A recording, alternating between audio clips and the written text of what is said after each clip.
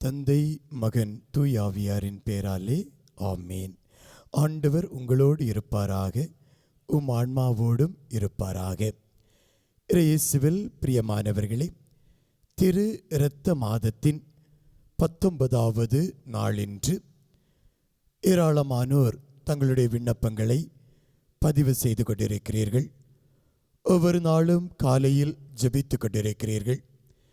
இறைவன் பல நிலைகளில் உங்களுக்கு தன்னுடைய அடையாளங்களை வெளிப்படுத்தி கொண்டிருக்கிறார். இன்றும் அவ்வாறே செய்வார் என்ற நம்பிக்கையோடு விவிலியம் இணைச்சட்டம் 31ஆம் அதிகாரம் 6வது இறைவார்த்தையை எடுங்கள். இணைச்சட்டம் 31:6 சொல்லுகிறது: வலிமை பெறு, துணிவுகொள், அஞ்சாதே, அவர்கள் முன் நடுங்காதே, ஏனெனில் உன் கடவுளாகிய ஆண்டவரே உனக்கு முன் செல்பவர். அவர் உன்னை விட்டு விலக மாட்டார், உன்னை கைவிடவும் மாட்டார். இயேசுவில் பிரியமானவர்களே, ஒரு அழகான உயிரோட்டமான உயிருள்ள வார்த்தை இது, சத்தான வார்த்தை இது என்று கூட நாம் சொல்லலாம். இந்த வார்த்தையை யாரிடம் சொல்லுகிறார்கள் என்று பார்க்கின்ற பொழுது, இஸ்ராயேல் மக்கள் 40 ஆண்டுகளாக பாலை நிலத்திலே அலைந்து வந்தார்கள். அந்த நேரத்தில் கடைசி தருணம் மோசே விடை பெறக்கூடிய தருணம். தன்னுடைய தலைமை பொறுப்பை மாற்றி யோசுவாவுக்கு ஒப்படைக்கக்கூடிய அந்த தருணம். அந்த தருணத்திலே இதுவரை எங்களோடு மோசே இருந்தார், அவர் எங்களை வழி நடத்தினார், இறைவனிடம் இருந்து வார்த்தையை எங்களுக்கு பெற்றுக் கொடுத்த ஒருவராக மோசே இருந்தார். இப்பொழுது மோசே எங்களை விட்டு விலகுகிறார் என்ற ஒரு நிலை. சில நேரங்களில் இது பயத்தை கொடுக்கும். சில நேரங்களில் எப்படி நாங்கள் அடுத்த நிலைக்கு செல்வது என்ற எண்ணத்தையும் தூண்டும். ஒரு சில நேரங்களில் தலைமை மாறுகின்ற பொழுது வரக்கூடிய தலைமை எப்படி இருக்கும் என்று தெரியாமல் நாம் நமக்குள்ளேயே பேசுவதுண்டு. அவர் அப்படி இருந்தார், இவர் எப்படியோ, இவர் எப்படி வழி நடத்துவாரோ என்று கூட சொல்வது உண்டு. இப்படிப்பட்ட ஒரு பயம் நிறைந்த ஒரு சூழலில்தான் நம்பிக்கை தரக்கூடிய வார்த்தைகள் இந்த வார்த்தைகள். அந்த வார்த்தைகளை தான் அவர் தன்னுடைய மக்களை பார்த்து, யோசுவாவை பார்த்து, இருந்த எல்லா மக்களையும் பார்த்து சொல்லுகிறார்: வலிமை பெறு, துணிவுகொள், வலிமை பெறு, துணிவுகொள். அப்படியெனில் நீங்கள் பயப்பட வேண்டாம், அச்சப்பட வேண்டாம், துணை இல்லையே என்று கலங்க வேண்டாம். உங்களுக்காக யோசுவா இருக்கிறார், யோசுவா உங்களை வழி நடத்துவார். காரணம், ஆண்டவர் யோசுவாவை தேர்ந்து கொண்டிருக்கிறார். அவருக்கு வலிமை கொடுப்பார், ஆற்றல் கொடுப்பார், ஞானத்தை கொடுப்பார், உங்களை வழி நடத்தக்கூடிய நிலையையும் உருவாக்கி கொடுப்பார் என்று மோசே சொல்லுகிறார்.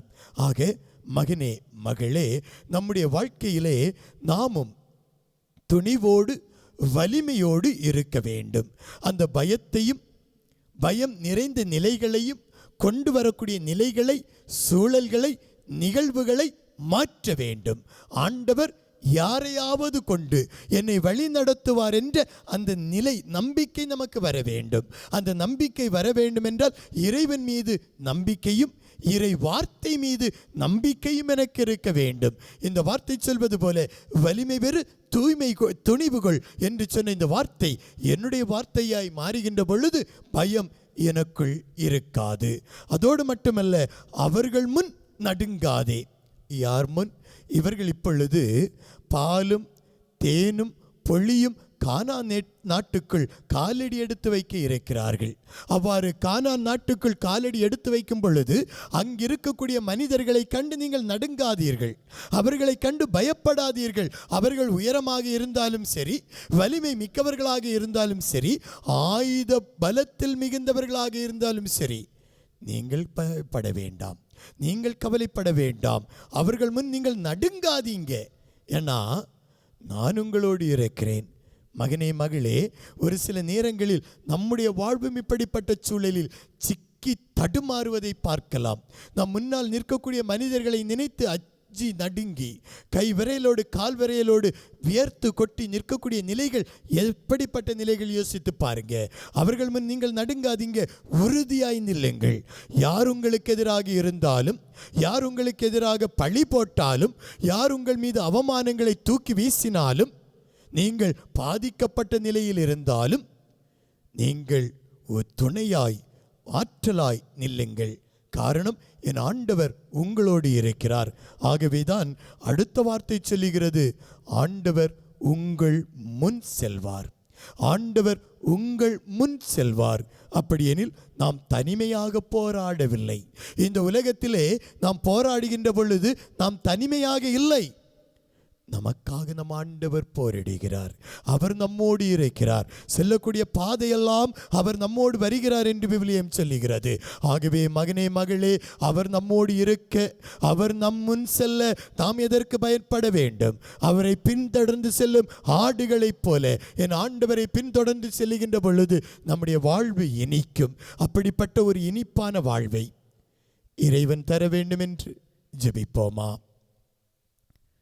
இரக்கம் நிறைந்தவரே, வலிமை பெறு, துணிவுகள் என்ற வார்த்தைகளையும், அவர்கள் முன் நடுங்காதே என்ற வார்த்தையையும், ஆண்டவர் உங்கள் முன் செல்வார் என்ற வார்த்தையையும் இந்த நாள் எங்களுக்காக கொடுத்தீரே. இந்த அதிகாலை வேளையிலே எழுந்திருக்கக்கூடிய நம்முடைய பிள்ளைகள், ஜெபித்து கொண்டிருக்கக்கூடிய பிள்ளைகள், தியானித்து கொண்டிருக்கக்கூடிய பிள்ளைகள், இந்த வார்த்தையினுடைய உயிரை உள்வாங்கி கொண்டிருக்கக்கூடிய ஒவ்வொரு பிள்ளைகளையும் இந்த நேரத்திலே தேற்றுவீராக. அந்த வார்த்தையின் வல்லமை அவர்களுக்குள்ளே இறங்குவதாக. இந்த வார்த்தையானது அவர்களுக்குள் இறங்கி அச்சத்தை விலக்கி தைரியத்தை ஊட்டுவதாக. ஆண்டவரே, நடுங்காத ஒரு நிலையை கொடுப்பீராக.